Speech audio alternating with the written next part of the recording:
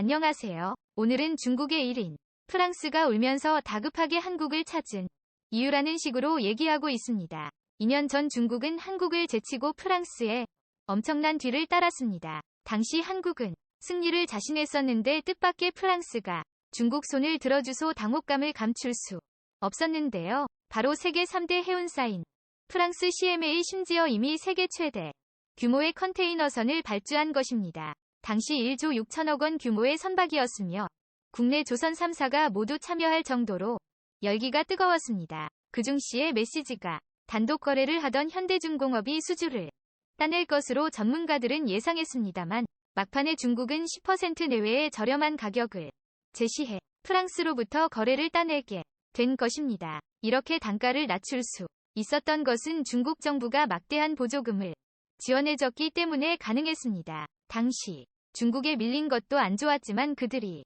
대형 LNG 추진 컨테이너선을 만드는 자체도 좋을 게 없었습니다. 성공적으로 배를 인도할 경우 그들은 경험을 갖게 되고 앞으로 LNG 추진용 배의 시장에 우위를 점하게 됩니다. 현재 조선업 시장은 LNG 추진 형태가 신화용으로서 국제회사기구의 환경규제에 따라 수요가 증가하고 있어 LNG 추진용 시장을 누가 선도하느냐가 매우 중요한 부분으로 인식되고 있습니다. 따라서 프랑스 수주권 실패로 한국이 당황하는 사이에 중국은 기술 누적 및 시장 확대 등 절호의 기회가 온 곳입니다. 그러나 막상 시간이 지났음에도 프랑스에 약속한 배가 오지 않은 것이 문제가 되었습니다. 납기 지연이 된 것입니다. 더 큰 문제는 이 배가 중국에서 완성되지 못할 것이라는 가능성도 나온 것입니다. 쉽게 얘기해 중국은 아직 LNG 추진 컨테이너선을 건조할 만한 기술적인 준비가 되어 있지 않았던 것이죠. 그 사이에 업계의 소문은 빨리 퍼졌는지 그리스의 큰손들은 아예 한국 회사하고만 베를린 지성 건조를 타지 중입니다.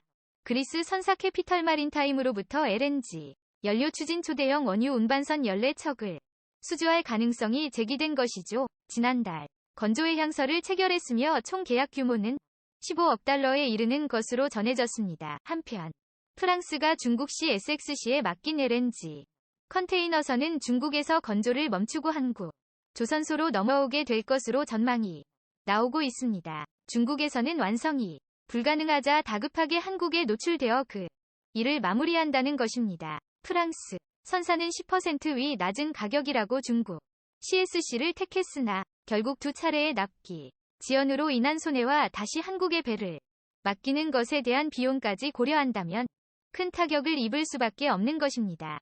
업계에서는 중국 조선업 현실을 안다면 애초에 발주를 한 자체가 모험이라고 지적하고 있습니다. 한편 한국은 내년에 3대 대형 LNG 프로젝트가 계획대로 약 100척의 LNG 운반선 발주가 이뤄질 것으로 기대됩니다. 마치겠습니다. 감사합니다.